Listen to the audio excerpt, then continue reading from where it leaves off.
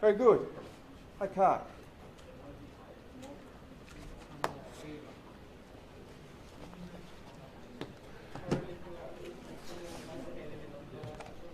Okay, so welcome to Module 5, Lecture 5, Air Freight Transport Carriers. Our focus questions this week, which is what we'll be seeking to present to you, and hopefully you'll internalise that information, is what are the main freight tonnes per carrier cargo shares of air cargo carriers? How does De Wolfe define air cargo operators' business strategy? What are the 6 main groupings of air cargo carriers? What are the characteristics of non-integrated air cargo carriers? What are the characteristics of integrated air cargo carriers, and what makes integrated carriers unique? And what other service providers support the air freight transport industry? And last but not least, what are alliances and what benefits do they offer? These are our readings, which in some ways look a lot, but it probably amounts to 18 or 20 pages across those readings. Now, the reason why I've got some of those readings in green, they're optional readings. So if you wanted to do some more readings on some topics there, you could take advantage of those readings. Otherwise, it could be sufficed by the readings that you find listed there. Usually there's a couple of pages here. The first reading is that main reading, I suppose, and beyond that there's a couple of pages here and a couple of pages there.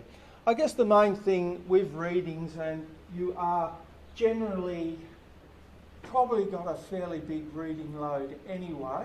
If we get through the lecture and there are still some issues that you need to deal with, or you're a bit uncertain, I think that's where the readings come in, because they'll provide that level of depth and understanding of some of the concepts and ideas that I've spoken about. Because ultimately, I am not going to be able to cover everything that's covered in the readings. So, this particular diagram here shows us the air cargo value chain. So in many ways we've spoken about air cargo almost as a separate aspect in its own right, but it's actually part of a greater value chain, which involves movement from a shipper or consignor to a consignee. At the heart of that is the airline. Now, in many cases, the airline may move outside the realms of the airport and provide some services, but generally they're confined to the airport themselves. And I suppose what that does is that consolidates air cargo carriers as a bimodal type of product. In other words, it can't be delivered without the use of other transport modes.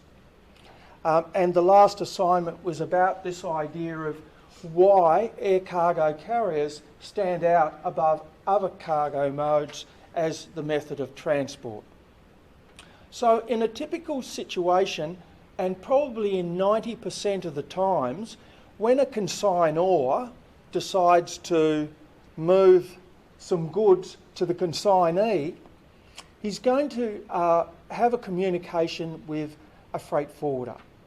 So the freight forwarder can provide a lot of services, and it's particularly evident in the air cargo industry, is going to provide a lot of services to assist the shipper get the goods to the end point. The freight forwarder is in many ways the architect of transport, so they're going to make bookings and arrangements in regards to the various forms of transport along the way, which would include the airline. They're going to provide documentation They might undertake some warehousing. They'll probably do the packing for your goods. And of course, if you've got special handling requirements, they're going to take that on board and facilitate that process. Now, once that's been coordinated, the goods will then move to the airport themselves. They'll go through a verification process with customs. They'll probably go into some form of holding place. It might be a warehouse. If they're special goods, they might perishables. They might go into a cool store, and they will be checked and prepared, ready to move onto the aircraft. At the other end, similar type of process. Sometimes the goods go into transit and they're on sent to another destination. Sometimes the goods might go straight to the consignee, or in some cases the goods actually are moved under bond to perhaps another location. And when we talk about goods under bond, what we're talking about goods that are yet to be processed through customs. Now, the hub in Hong Kong has got a unique arrangement with China in that they can move goods under bond out of the Hong Kong airport to about 17 destinations in China, where they go through the final checking process with customs. Otherwise, they're moving on towards the consignee, just based on the requirements, as we saw with those various categories. A lot of those categories require some form of special handling. Now, according to IATA, the International Air Transport Association, this process is usually around about 5.5 days. And in terms of the airline themselves, the air cargo carrier, are going to have the goods under their control a little bit under 2 days. So it's a considerable amount of time.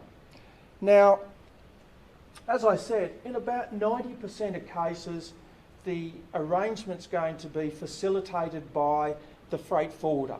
He's going to orchestrate that. However, in the rest of the time, the whole process is orchestrated by an air cargo carrier in the form of an integrator.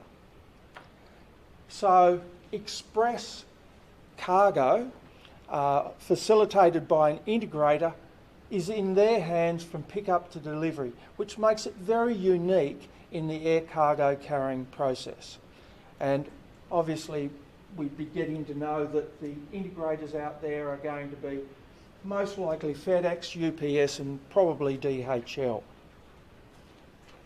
Now, we had a quick look when we were doing the overview of air cargo at what the percentages are between the various carriers who carried air cargo. And what we saw there, based on scheduled air freight, was that, and this is the international view if you like, was that 12% of all cargo freighters is carried by charter cargo carriers and scheduled or cargo carriers. And that's a freighter aircraft only. 8% of international air cargo is carried by integrated carriers. And the integrated carriers are, as I mentioned a moment ago, FedEx, UPS and DHL. Combination carriers in their fleet have both freighters and they also have passenger aircraft. And 29% of the cargo they carry are on freighter aircraft. 31% of the other cargo they carry are on passenger aircraft. Passenger aircraft only, with no freighters, carry 20%. So the main takeouts from that is that if you did a comparable look at the goods carried by either freighter or on passenger aircraft, it's around about 50-50 internationally. Combination carriers, as you can see there, are carrying around about 60%. So by far and away the greatest volume of cargo is carried by combination carriers. And passenger airlines, which don't have any freighters in the fleet, are sitting at about 20% of the market. And all cargo carriers at the other 20%, which is the all cargo freighter and the integrator added together. Now, if we have a snapshot at the domestic view, it's quite different. We see that all cargo carrier is down from 12 to 4%. Integrator has moved from 8% of the share of international to 56%, so almost 60% of air cargo carried regionally and nationally, domestically if you like, is by integrator. Only 2% of combination carriers are only taking 2% of freighter air cargo, which is down from 29%, and 16% of passenger combination carrier. And passenger airlines in their own right are in about the same at about 20%, so that hasn't shifted a lot. In terms of takeout from that, if you looked at the various shares, what you'd see is that the all cargo airlines, so just using the freighters, is up more like 60%, and the air cargo moved domestically by passenger flights down to 40%. Integrators are almost 60%, so quite a significant volume, and passenger airlines haven't really changed a great deal, around about that 20%. Has anybody got any questions in regards to the various shares of all cargo carriers? Okay. Non-integrators down at 6. So I now want to move on and talk a little bit about business strategy. We're not going to spend a great deal of time on that, but a gentleman by the name of De Wolf undertook a study in 2014, and he wanted to make some form of determination in regards to how to group air cargo carriers together based on, in some ways, their profitability. So what set various air cargo carriers into certain groups? And what he did find was that those air cargo carriers that were achieving a higher yield, so they were making higher profits, also had quite a diversified product range. So they were arranging a number of different services to their customers. He put these groups into 7 classifications. The first one he called carpet sellers. So carpet sellers, as the name suggests, is those smaller combination airlines and also all cargo airlines, which are hardly profitable at all. And his investigation showed that these are usually regional, delivering to a regional market, or they were focusing on a niche product. In other words, they didn't have a diversified range of products. They were quite narrow in what they were offering. And what their, I guess their business philosophy was cash and capacity. So low price, little differentiation, and just getting volume as best they could. And he put those into combination airlines. He identified Etihad and Brussels Airlines. And with all cargo carriers, he identified Nippon Cargo, Polar Air and Volga Depna as being in that particular category. The next category he identified were basic cargo carriers. Now, these were all combination carriers, so they both got passenger airline and also freighters in their fleet. Usually a significant network, quite an extensive route system, and they had been able to demonstrate some high yields. So this was quite a good category to find yourself in if you're a combination carrier. And he identified Korean Air, Qatar Airways and Turkish Airlines as being in that particular category. The next category, which is a step up from the previous category, he called the premium cargo operators. Now these guys had a similar strategy to the basic cargo carriers, but they were able to achieve higher operating profits and better payloads, and a closer investigation at the services that they were offering was found that they had a broader range of services. And as a result of having that broader range of services, and I suppose in your own mind, what does a broader range mean? Well, it's most likely that they're representing themselves to quite a number of market segments. So today we looked at about 13 market segments. So these guys are having services which meet the needs of quite a number of those market segments, and that was representing a better profitability for the business.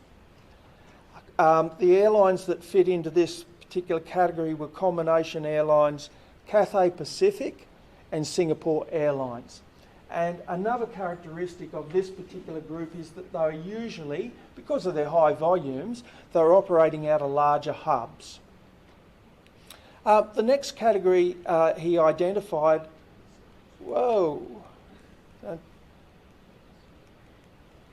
just bear with me for a sec, I think my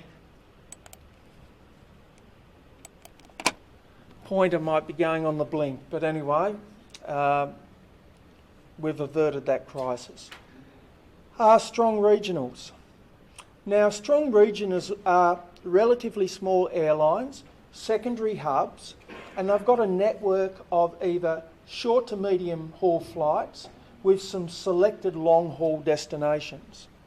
Now, these guys operate, because they're out of the mainstream, if you like, the unit costs are usually low, so they've got a low cost basis, and they're able to achieve, because they're operating short to medium flights, all working towards a longer haul flight, high load factors. And airlines that fit this category are Swiss, Saudi Arabian, China Airline, and the air cargo airline Cargolux. The next one that he identified was Huge Americans. Now, Huge Americans, as it might sound, are going to be those largest airlines in the United States, and these are the highly profitable passenger airlines.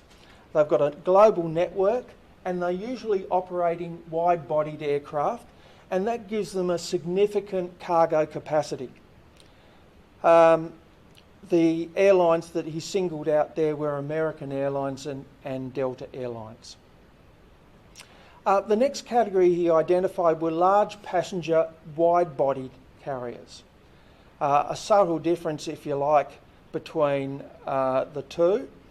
Now, the main difference between the Huge American and the large passenger wide bodies is that significant cargo capacity in the lower decks, but very little product differentiation. So they weren't seeking to service a lot of different markets with their products and services.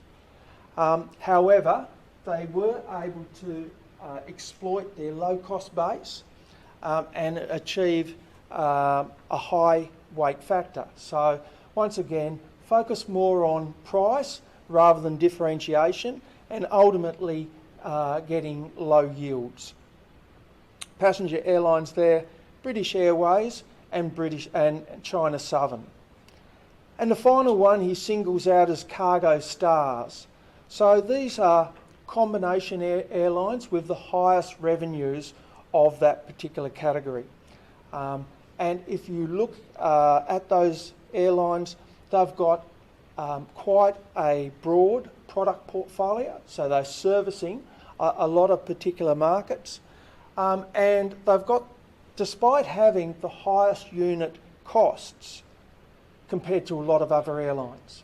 So they're differentiating themselves and they're pricing themselves in that premium category to benefit their yield rather than focus on price. So these particular airlines usually have a real strong focus on cargo in such a way that they separate the cargo out of their passenger business so they can focus on that. And they either do that by virtue of a subsidiary or it could be a separate profit centre within the business.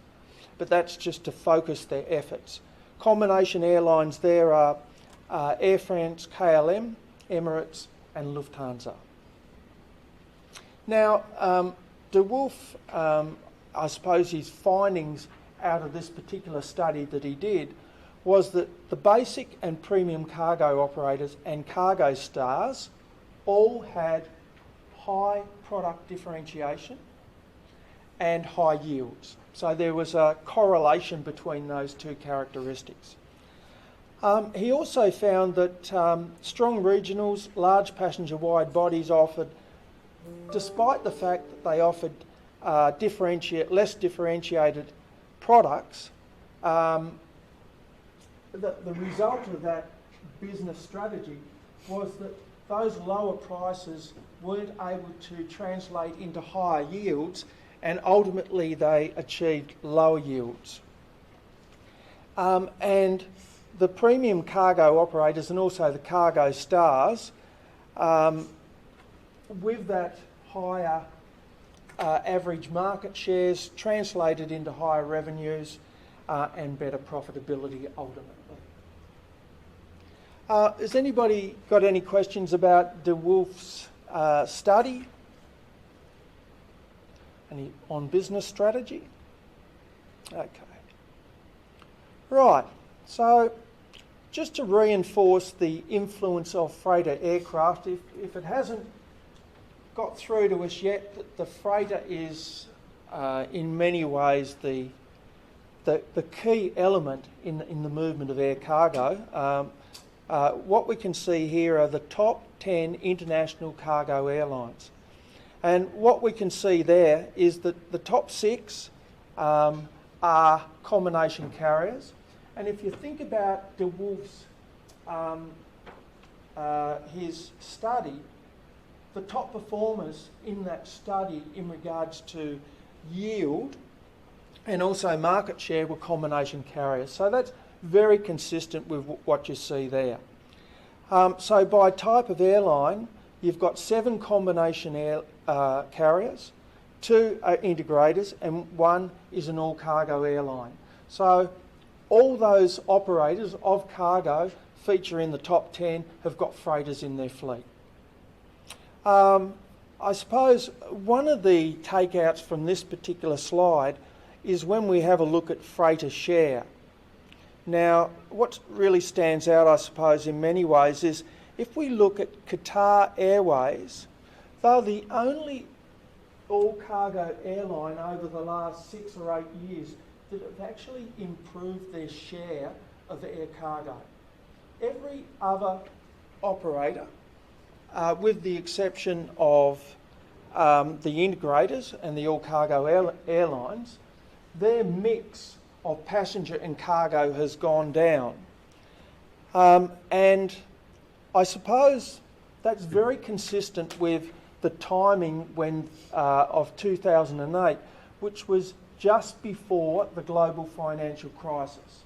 So just before the global financial crisis, air cargo was progressing very well. I suppose the whole global economy was progressing very well. Then it fell on a steep drop in 2009 and had a slow growth after that. So what happened in 2009 was many of the combination carriers who had freighters in their fleet grounded them. And in many ways, this is probably evidence of probably 2 things. One, a lot of those freighters have made their way back into the fleet, and also the greater pickup of the movement of passenger aircraft rather than all cargo aircraft. According to Boeing, freighter aircraft, if you've got freighter aircraft in your fleet, you're generating 90% of the cargo industry revenue. we've probably, I'm not sure we've seen this, but we've discussed the characteristics of it. Just once again, the influence of freighter aircraft. What we know is in that major trade lane between Europe and Asia, 80% of the movement of air cargo across that trading lane is by freighter. And if we look at the trading lane, the Trans-Pacific trading lane between Asia and North America, 75% of the cargo is moved by freighters. And if we look lesser so on the transatlantic, where we see that the cargo accounts for 40% carried by freighter on that particular route. Another slide to, I suppose, reinforce that importance of the freighter aircraft is this is the scheduled international air cargo and freight shares for the last 27 years. It's up to 2016, so let's say the last 25 years. And what it shows us is that 25 years ago, the percentage of air cargo was just above 10% in 1992. Through the 90s, it moved up to 40% of air cargo moved on freighters, and it peaked at 55% in 2007 is air cargo carried on freighters. Since then, there's been a recovery. It's been pretty flat, and as we saw on an earlier slide, it's sitting at around 50%. So 50 carried by freighter aircraft, 50 carried by the belly hold of passenger aircraft. Hey, anybody got any questions on freighters and their influence? Okay. Right, now I'm going to spend some time looking a little bit deeper into all cargo airlines. Now, we already know some information. We've already picked up some information around the so far this semester. And the first cargo carrying airline I want to look at is passenger airlines. And what we know about passenger airlines, and we already know this, is that they only operate passenger aircraft. Their main focus is on passenger, but they carry cargo in the belly hold. Now, in terms of the volumes that they're carrying about 20% of global volumes of air cargo are carried by these passenger airlines. So not an insignificant amount.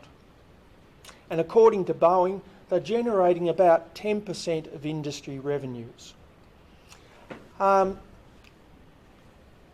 main volumes of the air cargo carried by passenger airlines are typically wide-bodied aircraft, so they've got a significant capacity, and they're also carried on long-haul routes. Now, I suppose one of the intricacies of passenger airlines is the low-cost carrier. So the low-cost carrier is included in that mix of passenger airlines, and in many ways it reduces the volumes carried by passenger airlines by their very nature. So low-cost airlines are focused almost solely on passengers. A number of low-cost airlines don't carry any cargo at all. They just focus on carry. They don't want to be diverted from being able to provide the lowest prices for their passengers. So ultimately, they're carrying checked baggage in the belly hold. If they decide that this could be an opportunity for them to get into air cargo, we're looking at about a volume of about half a tonne to a tonne, and with some strict limits in terms of the weight of the goods that are carried on this passenger airlines. And in the end, including those into the mix of passenger aircraft drags down the volumes overall of air cargo carried on passenger airlines. So what follows is that cargo load factors are generally going to be lower. If you've got less space available, then you're going to have a lower cargo load factor. Now, despite all this, passenger airlines are not without their own advantages. One of the advantages of passenger aircraft over all cargo airlines or freighters is the fact that they have lower operating costs. So that's a strong, and depending on the route, depending on the fuel, depending on the aircraft, the operating costs for a passenger aircraft can be as low as a third of what it is on a freighter aircraft. So you could probably argue what is stopping them from perhaps attracting more air cargo. Well, I suppose, as I pointed out before, their real focus is on passengers, and they try not to get diverted into any other areas, such as cargo demand, for example. And one of the other issues that I suppose exacerbates that or explains that scenario is that most of the low-cost carriers are moving their passengers on times that are generally not compatible with cargo movement. So that's another reason why they don't typically target cargo as a business profit stream.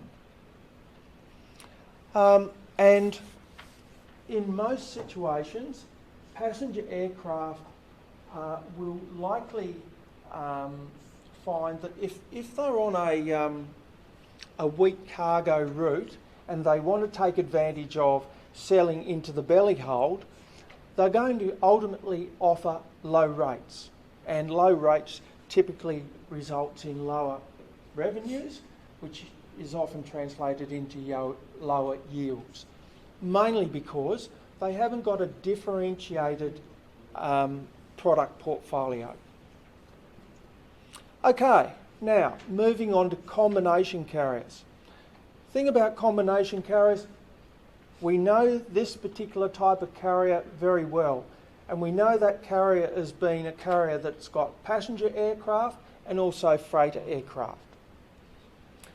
They equate to a significant volume of the movement of air cargo around the globe, around about 60%, and their revenue sits at about 40%. So they're the biggest player when it comes to the movement of air cargo.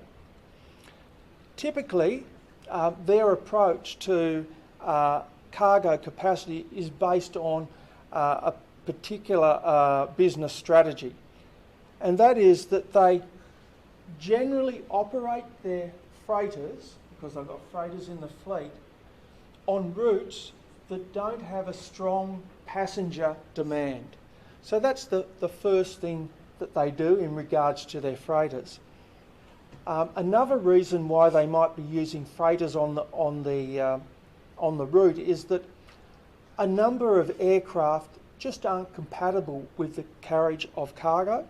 So there's often restricted space on passenger aircraft, so they need to utilise freighter aircraft to move the volume of air cargo that they're moving.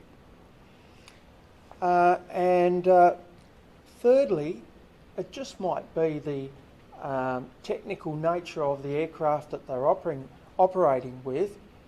As you might have seen, many of the all-cargo aircraft, the nose cone comes up the top, the goods are loaded in through the front. You can't do that with passenger aircraft. So that's another reason why they might be using freighters on the route. I suppose one of the real key advantages that sets the combination carriers ahead of a lot of other carriers is that they've got usually a strong network, and they've got that strong network because they're servicing the variety of passengers that they're servicing. Now, when they are able to build up a strong market in the belly hold, and if bookings continue, it presents an opportunity for them to make a determination whether a freighter might be more viable on that particular route. Conversely, another advantage of the combination carrier is that if there is an economic downturn like there was in 2009, they can actually retire freighters from their fleet and take advantage of moving the freight through the belly hold of their passenger aircraft. So they can still service their market, but they just do it in a different way. Another approach that all combination carriers undertake with their passenger aircraft is that they're going to run their passenger aircraft anyway. So in a lot of ways, that is actually a sunk cost. So they can't get those funds back. So from their perspective, from a financial perspective and profitability, they're going to fill their passenger aircraft first, and then beyond that, they're going to fill the freighters. I might have mentioned this before, but most of the large combination carriers that are arguably very successful in what they do run that business as a separate business unit or a subsidiary of that airline. And that's all about maintaining a focus on the cargo business away and not being distracted from the passenger side of the business. Now, combination carriers have had, I suppose, a up and down experience over the years. Like all cargo carriers, they're influenced by changes in economic situation. And 2009 recession was a good example of that, almost a perfect storm. You had an economic downturn, you had ageing fleets, and also you had very high fuel prices. And ultimately, a number of combination carriers certainly reduced their fleet, and a lot of them actually completely got out of the freighter business. And an example of that would be British Airways. Interestingly, I'm not sure how they've been able to fund this, but Qatar Airways have taken a completely different approach, and that's, I suppose, influenced by the fact in the last 8 years they've gone from the 25th highest carrier of air cargo around the globe to 4th. They've moved from a fleet of 3 freighters in 2008 to 22 in 2017, which is a significant jump. Now, of course, just depending on the particular airline and their business strategy, determines their dependency on air cargo as being a key part of their business. And that varies. So EVA Air from Taiwan, 50% of their revenues are coming from air cargo. Singapore Airlines, their revenue for air cargo sits between 27 and 32%. Lufthansa and Air France KLM between 14 and 18%. And as expected, those United American Delta, those passenger airlines, have revenue around about 5%. An average came up that cargo revenues, I know it's a little bit dated there, 2007, but around about 15% of an airline's revenue. Okay, now scheduled air cargo carriers, as the name suggests, freighter aircraft only. We've touched on those before. So typically these airlines, they build a schedule, they market that schedule solely on freight. They don't have any form of distraction in regards to a passenger operation. The particular share that they're sitting at the moment is around about 12.5% of the global movement of air cargo. but quite a smaller amount in domestic markets, and they attract about 10% of the industry revenue. I suppose one of the biggest challenges for all cargo airlines is that they would be undertaking quite a significant amount of work on those main trading lanes. And one of the things we know about the trading lanes are that they often have an imbalance.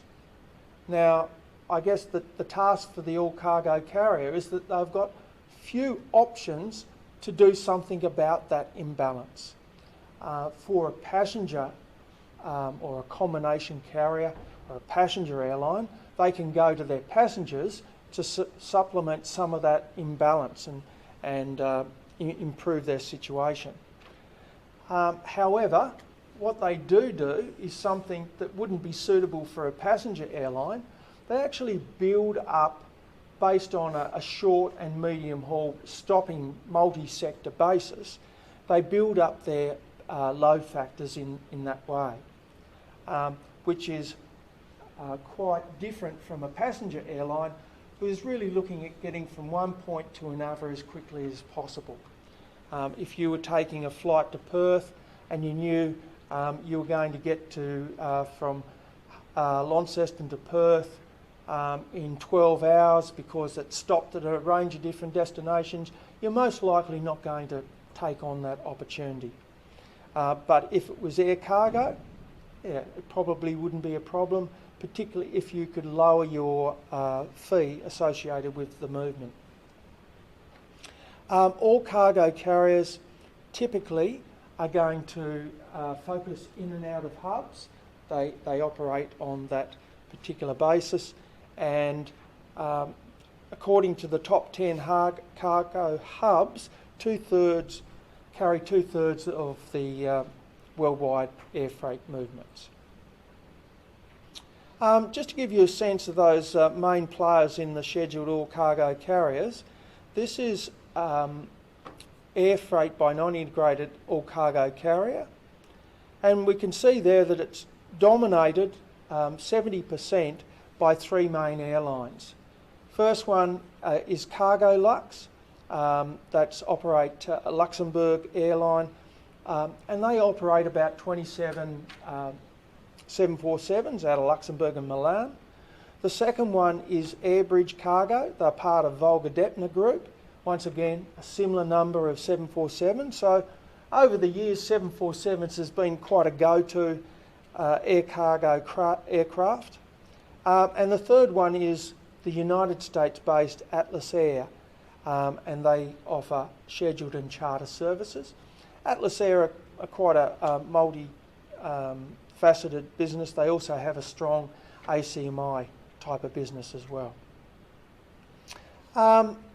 Charter cargo carriers, which are subtly different from all cargo carriers, they don't have scheduled arrangement. It's all based on I suppose, ad hoc projects, and they don't have a scheduled network. Freighter fleet only, and I suppose the underlying reason why you would engage an all cargo airline, a charter airline, is if you had some time critical charter. It could be humanitarian, it could be a disaster relief efforts. Other scenarios could be for outsourcing manufacturing, moving components around a global value chain, the movement of dangerous goods, which often can't be included in with passenger aircraft, heavy and outsized equipment, and also the idea that you might be going to a remote and inaccessible type region. Another area that charter cargo carriers often have contracts with government relates to military charter, quite a good revenue stream for charter cargo carriers. Just to give you a bit of flavour on what a charter cargo carrier might look like, Volga-Deptner Airlines is pretty unique in their own right. They're based out of Russia, As you can see from the aircraft there, it's quite a significant big aircraft, and its, I suppose, core business is unique, oversized and heavy cargo. And they've got a unique fleet of the aircraft that you can see on the screen, 12 Antonov 124s. I suppose one of the challenges for Volga Depner for the last 4 or 5 years is that they've had their manufacturing outsourced to Ukraine. Obviously, Ukraine and Russia are not getting on at the moment, and that's put a production stop to their aircraft. I suppose one of the interesting things about this type of aircraft, it's not necessarily highly in demand, it's used for specialised projects. So in their own mind, they believe that they can meet all the customer obligations in that regard. So just to finish off on our view of this supply of passenger and freight airlines, I just want to touch again once more on leasing providers. So that main leasing provider is this idea of an ACMI. And ACMI is an acronym for Aircraft, Crew, Maintenance and Insurance. So typically, ACMI providers operate aircraft, either freighter or passenger aircraft, on behalf of another airline. So that's their approach. And typically they do that in the form of providing an aircraft and crew, and they operate the aircraft themselves, as I said, and they do it under their own certificate, their own flying certificate on behalf of the lessee. So it gives the lessee access to something that they probably don't have in that particular region. Now, the lessee, essentially, that could be another airline, it could be a freight forwarder, and more commonly now, it could be an e-commerce operator such as Amazon. Their task is that they have to undertake the marketing of the route, and they also have to pay the operating expenses and also plan the routes and also schedules as well.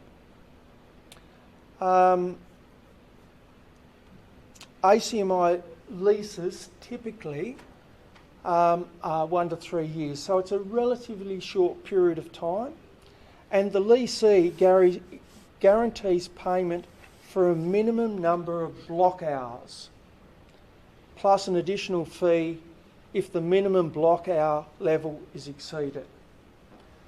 And when we talk about block hours, it's a method of utilisation of the aircraft. It's from the time that the aircraft door closes to the time and then departs on its journey to the time that the aircraft rests on the tarmac and they open the door back again. So if you were taking up this particular opportunity, you would agree to a contract for a minimum number of hours. If you exceed it, you pay a little bit more. Closely related to the ACMI is the CMI, and if you looked at that quite closely, you'd probably have to say that's probably an ACMI without the A, aircraft, and you would be correct. It's becoming increasingly popular, and once again, you're providing the crew, you're providing the maintenance and insurance, and you're also providing your own certificate. The lessee are providing the aircraft and responsible for those other things that they're responsible for the ACMI, such as the marketing of the freight route, the operating expenses and the scheduling. Now, for these type of leases, it's usually a longer term scenario, so it's often 5 to 7 years, and the lease arrangements will be around guaranteeing payment for, once again, a number of block hours per month, so a number of utilisation hours, if you like. And finally, just finishing off on these dry lease providers, is the dry lease. Now, The dry lease is at the other end of the continuum, and it describes an arrangement where the lessor provides the aircraft. And that's pretty well it. The lessee, for their part, they've got to provide their own operating certificate in this particular situation. They've also got to cover the maintenance, the crew, and also the insurance, as well as the marketing, the operating costs, and provide the scheduling as well. Dry leases are most likely to be more of a longer term scenario, at least 5 years, but perhaps even up to 15 years, based on some form of financial arrangement, which could be a fixed monthly fee. I almost forgot about our integrated carriers. One of the most important elements of the movement of air cargo are integrated carriers. Integrated carriers are, within their fleet, have freighter only. So their focus is on the movement of air cargo, and they do this in two ways. It can be either on scheduled or unscheduled services. So they're versatile in that respect. We saw it from the earlier slide. From an international footprint, they've got about 8% of the market. From a domestic footprint, certainly manifests itself mainly in the United States. They've got almost 60% of the volume of cargo moved around that particular country. In fact, it's probably a very unique situation that they find themselves in. And most of these integrators, really, their business model took place at the end of deregulation, which is in 1978 in the United States. So at that period of time, they had a small share, but they were heavily constrained by government regulation. So the deregulation really opened the market up for them. What they could do is that they could differentiate their product, they could charge an appropriate fee for service and match that to the customer. And they've gone from 6.5% at the end of the 70s to around about 70% in 4 decades since deregulation. Their business model is got some characteristics of a courier model. They operate on this idea of a hub and feed, so smaller aircraft coming into a larger hub and then going on to another journey, usually long haul. And it's based around this door-to-door service, fast and reliable service, guaranteed delivery times, and having tracking systems that keep the customers well aware of the movement of air cargo. I suppose one of the things that really sets the integrator apart from all the other air cargo carriers when it relates to the cargo themselves is they use their own resources.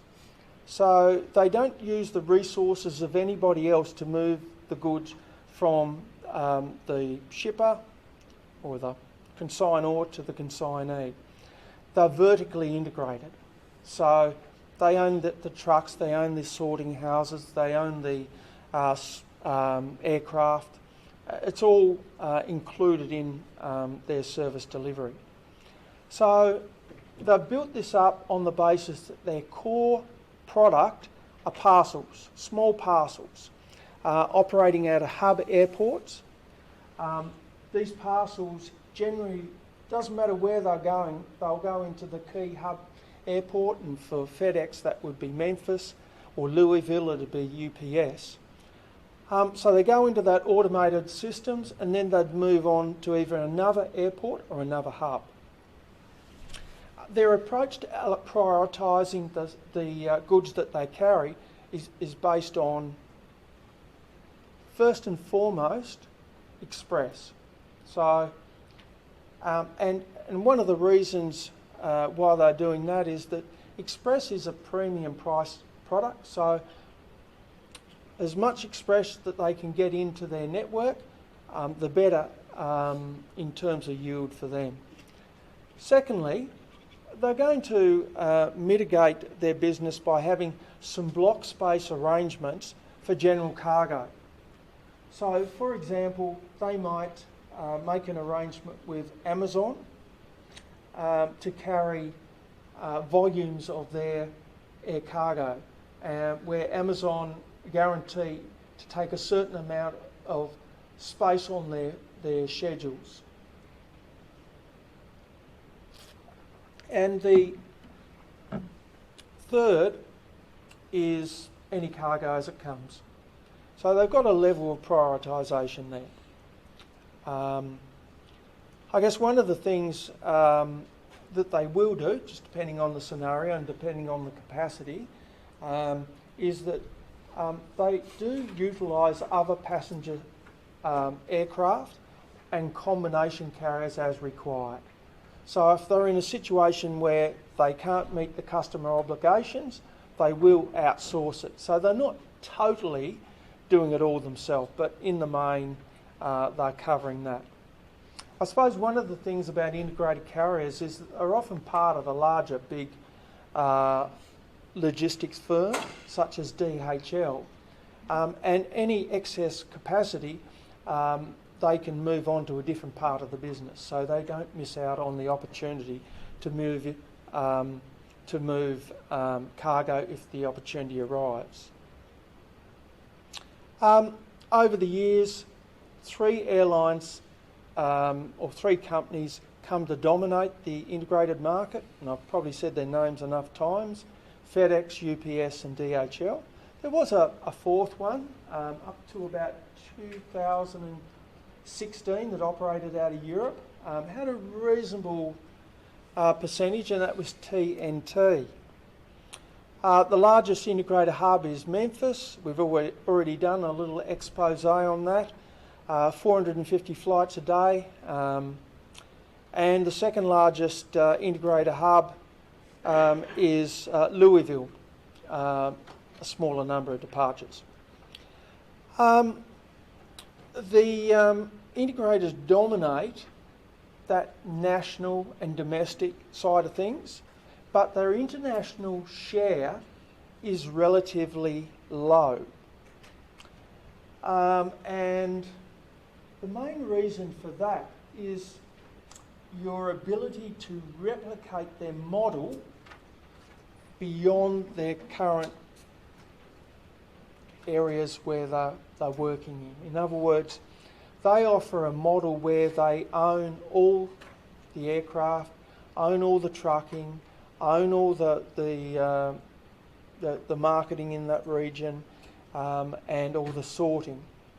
Now, over the last 40 years, they've built up a significant base for themselves in the United States. Replicating that outside is a significant investment in its own right. And you could argue that it's too much of a barrier to entry for other people to come in and compete in the same way. Mainly because you've got to put all that infrastructure in place to ultimately get to your business model, which is that premium priced small parcel type of air cargo. Now, globally, if you were looking around that perhaps who could be a competitor to an integrator, one of the options that might, why doesn't an airline choose, why doesn't another all-cargo airline choose to do what the other integrators are doing?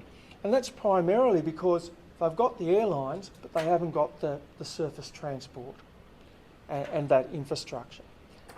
On the other side of things, freight forwarders have got the surface infrastructure, but they haven't got the airlines, they haven't got the airport facilities. So in terms of getting that global model, it's quite a challenge. But interestingly enough, TNT were purchased by FedEx, which gave them a level of network in Europe. So perhaps that's part of their ultimate plan, is to grow that business globally. Just to give you a sense of the size of these markets, the size of the the integrator market is quite lucrative. Now, this is the total international air market volume in 2013. Now, I suppose you've got to bear in mind that it is come straight out of the DHL annual report, so you've got to bear that in mind. So I'm thinking it's going to be a little bit skewed towards DHL performance, but still it gives you a good sense. So if you look at Europe, it's a $6 billion market, and you're looking at DHL right at the top on 41% of the market, followed by UPS and then FedEx.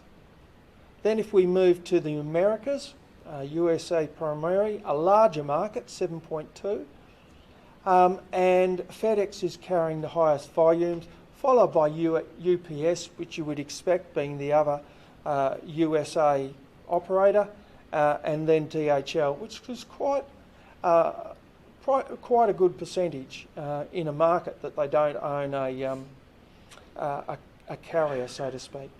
And the third one in the Asia Pacific, once again DHL at 44%, followed by FedEx and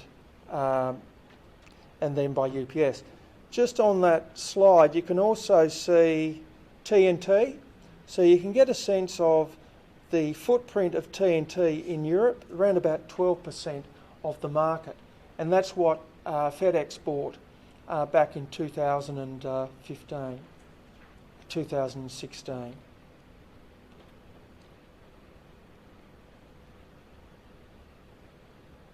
Okay, and the final part will be a discussion around alliances. So there are other service providers out there that are involved in the process of the movement of cargo, and one of them is courier companies.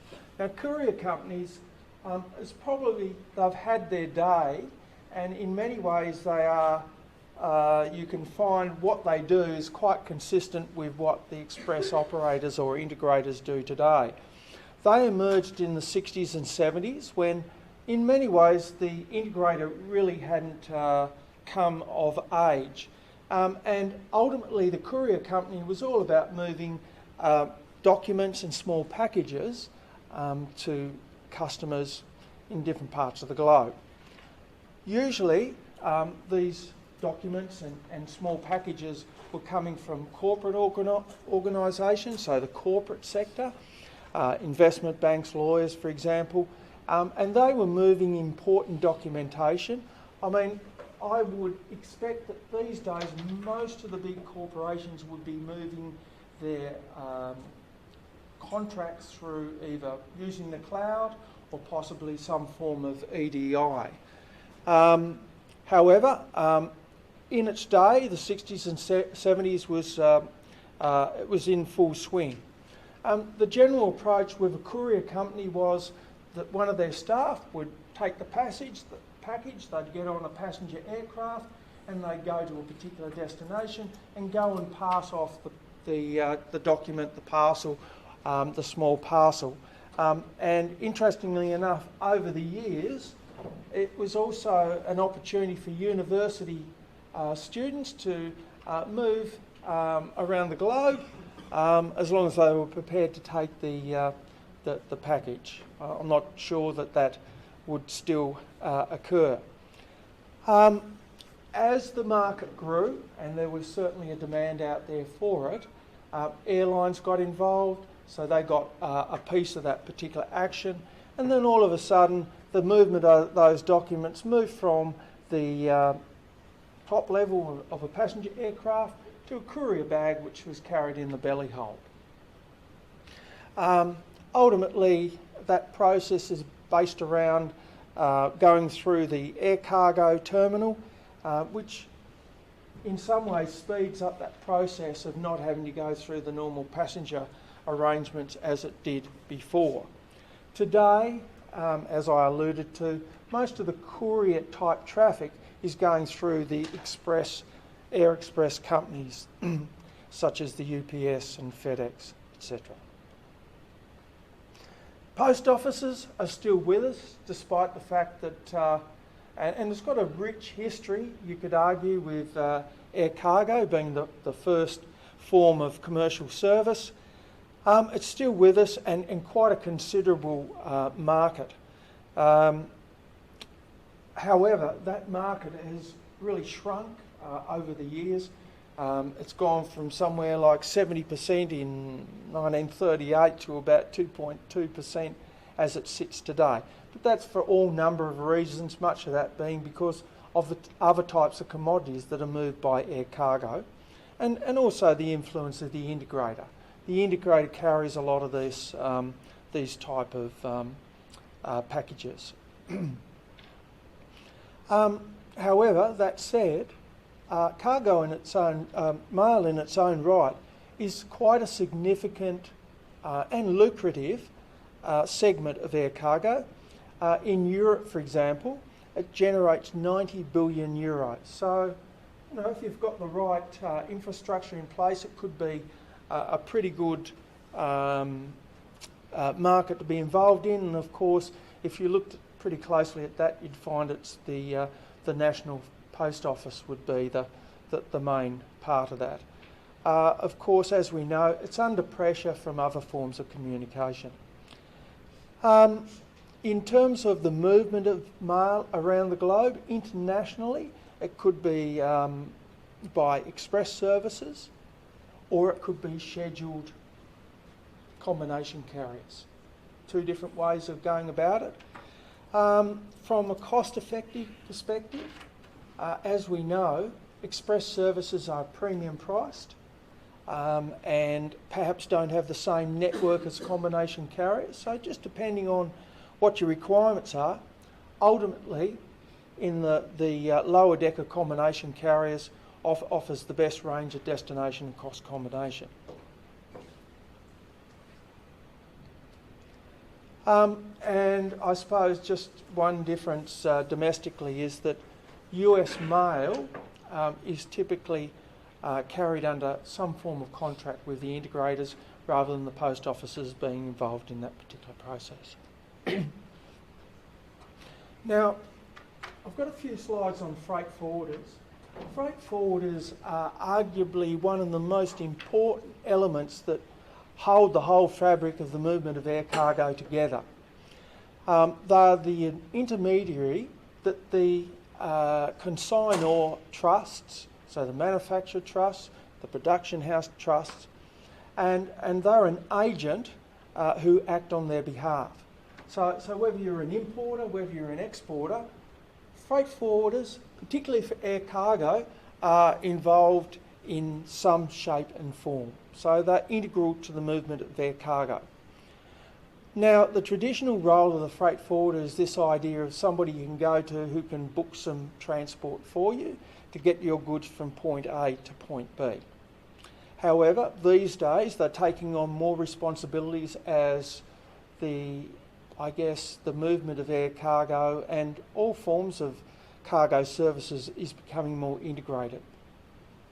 So they take on transshipment, cargo consolidation, whether it's full container load or less than container load, loading and unloading at terminals, warehousing and packing, and of course all over the type of documentation that you might require if you're moving your goods internationally, whether it's import certificates, any form of documentation.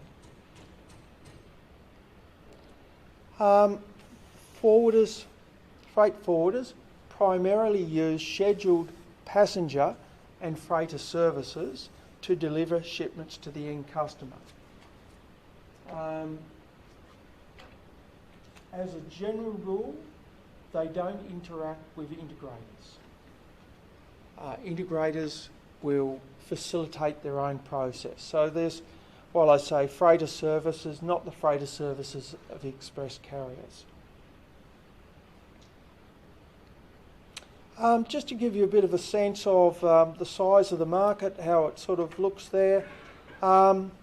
Certainly freight forwarding, their growth rates were really quite significant as a lead up to the last financial crisis that we had, sitting around 10% between 2003 and 2008. So, and if a freight forwarder is busy, that's highlighting the high volumes of air cargo that's moving over that particular period of time.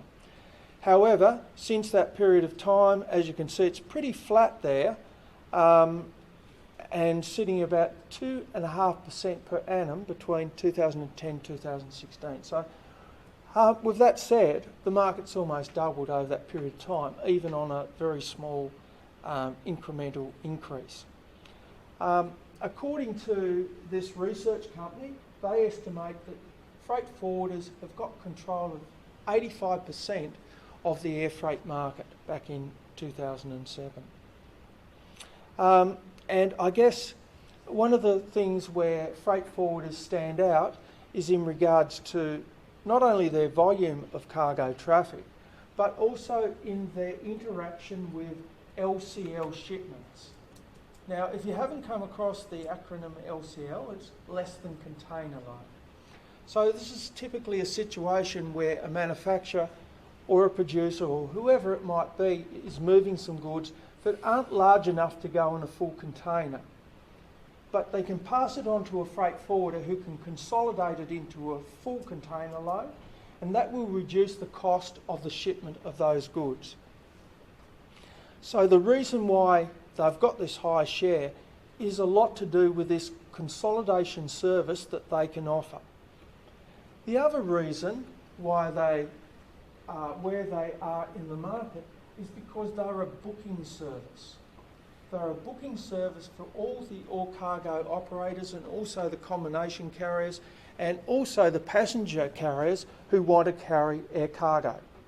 They don't go direct to the customer. They go and interact with a freight forwarder, put their best foot forward and market themselves and hopefully get the business. Just a sense of the main players there that stand out. 3 European companies, DHL, Kuehne + Nagel and Schenker. DHL at the top there. It's quite a consolidated industry. You've got the top 20 freight forwarders account for about 40% of the global revenues. And I suppose one of the questions that's often asked is, why doesn't the air cargo carrier themselves go direct to the customer? Why don't they cut out the middleman? Why do they want to market their services to the freight forwarder? Well, that's mainly because of that integrated role that the freight forwarders can provide and their access to surface transport and also their network that they have with the end customer. Anybody got any questions about freight forwarders? Yep. Okay. All cargo alliances.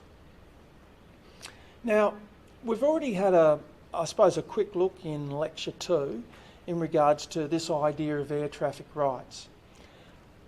So we know that any air carriers that are moving around the globe, nationally, internationally, they need to be or have gained access to that country by virtue of the regulatory authorities.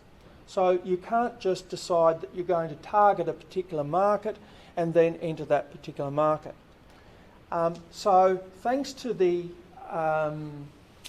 Chicago Convention and other conventions such as the Bermuda Agreement, there's a range of laws in place that in principle many countries have agreed to, which has automatically established a network where operators of an aircraft in one country can go to another country. But we also know that this has only been done to a certain degree. They agreed to the first 2 freedoms of the air. Most of them have agreed to third and fourth freedoms to the air. But there's still a lot of negotiation required if you're looking to enter a new market. Now, One of the greatest challenges to entering that market and having any form of success is that national legislation, as you would expect, is working on behalf of the airlines that are operating out of that particular country. So they're seeking to protect the interests of their own country airlines. So your ability to control an interest in an airline in another country is almost impossible. And that makes it really hard for some of those airlines to further grow their network in some of these countries. So the option available in this particular scenario, if you want to further extend your network, is to have a look at cargo alliances. And cargo alliances gives you an opportunity of partnering up with another cargo carrier or another combination carrier and getting access to international routes, but almost more importantly, getting access to domestic markets that you can't already access. Now, as a general rule, if you are making an arrangement with another airline, typically the alliance, which doesn't involve any ownership scenarios, is often the preferred option than going for a merger. So the thing about mergers is that they could impinge on, I suppose, the rights and opportunities presented, particularly around ownership. Now, air cargo alliances typically come into three different types. The first one is a commercial alliance. That can be quite simply a marketing arrangement that you might have with one airline. For example, code sharing. It could be a strategic alliance. If it's a strategic alliance, it's going to be something more extensive. It's going to be more detailed. You're going to get a lot close together in terms of airlines working together. And the third option is an equity partnership. Typically, an equity partnership is this idea that two airlines will make an agreement to invest in each other's airline. As a general rule, the extent of benefits to airlines typically will depend on how deep they get into the relationship with the other airline, so the depth of integration.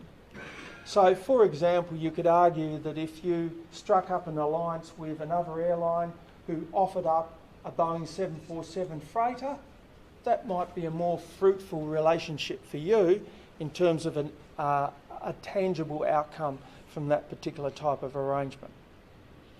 Now, strategic alliances are usually motivated by a number of reasons. Firstly, getting access to a market, ownership of a market, and control of some resources in that particular market. And as a way of doing that, as I said, strategic are more extensive than commercial or marketing. It's underpinned by this idea that if we can work close together, we can increase our profits. And often they might consider the idea of commingling their assets. So they might be sharing terminal facilities. They might have maintenance bases, aircraft, staff. All these things can go into the mix in a strategic alliance. Another idea could be that they come up with a common brand and they share the outcomes out of that common brand. And there's only one cargo alliance that's really, I suppose, lasted the test of time, and that's SkyTeam Cargo Alliance, where you've got a number of airlines that share that common brand, and they save on costs associated with the marketing and also the sharing of facilities along the way. The partner also can be much smaller than the other airline. It's not doesn't necessarily have to be two large airlines getting together. I guess the main thing is that partnering up gets you access to a particular market that you may not be able to get into otherwise. From a commercial perspective, as I said, the main types, it's not as extensive, it's less in terms of the integration, but it could include a few things. One of the options is what's called a pro-rate agreement, and this is typically where airlines get together on a multi-sector type basis and they share the revenue of that particular sector. So you might have somebody doing a sector to Hong Kong, somebody picking up from Hong Kong and going to Dubai, and then somebody else going from somewhere else. They make that agreement and then they share the revenue on that particular sector. Probably the most common one, and probably one that you may even be familiar with yourself, if you find yourself travelling on an aircraft and you thought you were flying with one airline and then you step onto another airline because they've code shared, they'd sold under their own name, but it's actually for another aircraft. I recently travelled into Malaysia, Qantas into Singapore, expecting to get back onto Qantas and go to Malaysia, and I got onto Malaysian Airlines. So that's typically how a code share type of arrangement might work. And it works on the basis that the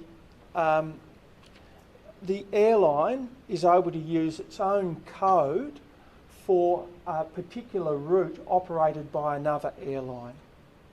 And typically any sales that it makes on that particular route, there's some form of commission rate. Another option is a block space agreement. Now, a block space agreement is saying, okay, I'm going to take a certain amount of block hours in your particular aircraft, capacity space, if you like, it could be, and will most likely, so it's a commitment to use a certain amount of space, and typically it will also involve some level of code sharing along the way. Capacity swap, not dissimilar from the block space, but it's used on a back-to-back basis where you take some space out on one airline, they take space out on your airline. So that's typically what that is cost. And the other one is this idea of a joint venture agreement. So you select a number of different flights. Both the airlines will market those flights. The revenue comes in, take the operating costs, and they share the profits. Now, ultimately, why airlines get into this particular approach is to increase profitability. So they're looking at the financial bottom line. They wouldn't be doing it if it wasn't an opportunity for them to get a positive outcome out of that process, and it looked good on the bottom line to their shareholders, no doubt. And one of the ways that they seek to do that is by increasing revenues. And increasing revenues typically comes by increasing traffic and getting up the load factor.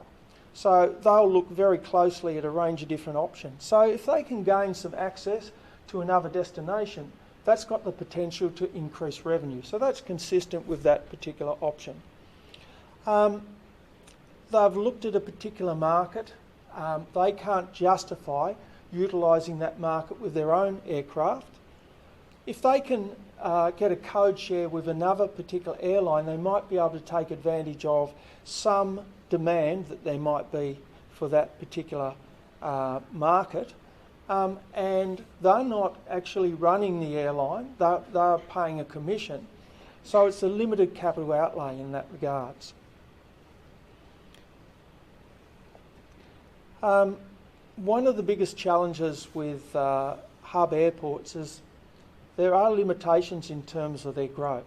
So most of the hub airports have some form of constraint around slots. So if you've decided to move into a particular hub airport, particularly around a particular time, you might find that you can't get in. But if you make an alliance with another airline, it's going to give you, hopefully, some level of access, particularly around the times that are going to suit you. And I suppose what follows on from there is that you can better coordinate your feeder traffic come into these hubs and enable minimum connection times. When you're not investing a lot of funds in the establishment of a route, so you're taking advantage of somebody else's schedule, there's potential for price leadership. Now, that's not going to be for all airlines who've got a broad product portfolio, but if you haven't, there's an opportunity there for price leadership. Also, I suppose you could argue that if you looked at the booking system and you saw two options up there in terms of your display, so not only have you got your flight, but you've got the flight of somebody else on a display, that's a positive marketing move from your perspective. As I said before, ultimately your success or otherwise in increasing revenues, there's not a lot of research around saying this is the best way to go about it, or these are some of the tangible outcomes. And it's probably a lot to do with the commercial in confidence that a lot of airlines keep to themselves. However, it's indicated that better revenue is through better integration. Now, the other aspect of the reason why commercial alliances are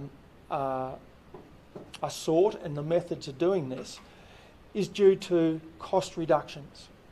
So this form of alliance can present opportunities for economies of scale and economies of scope, such as if you're sharing some infrastructure, there's the potential there for some cost savings. So if you're sharing the sales, you're sharing the distribution and administration. I mean, for the person who's offering up the code sharing, that's actually working in your favour as well, because you're actually increasing the load capacity. So it's a win-win all round. Also, if you're able to make an alliance on a particular route or a schedule that allows you to pull a particular unprofitable route out of the marketplace, there's every chance that that's going to reduce the overall costs of your business. Also, by making these arrangements, you would expect to get a better coordination around your airport slots, so you're getting a greater opportunity to maximise those timings in and out of those key hubs. And also, there's that opportunity of joint airport services, such as terminal and check-in facilities, which could be a cost saving. You might be handling somebody else's flights, so that could be a cost saving. They'd be contributing to that. Most of these, I suppose, the routing and the scheduling are underpinned by quite intricate IT systems, so there might be an opportunity for you to collaborate and share the costs on an IT system. And I suppose finally there you've got joint purchasing. So as we know, economies of scale can be achieved in joint purchasing if you've got a number of partners working together. And I guess the similar sort of message that I said before, it's often difficult to identify where those cost savings are coming from. And I suppose any airline getting into this particular situation would find that at least in the early period, they're going to have to make an investment to make both airlines compatible to be able to work together, things like IT systems, pricing and other service provisions. Anybody got any questions about alliances? Okay. So, we've looked at the main freight tonnes per kilometre cargo shares.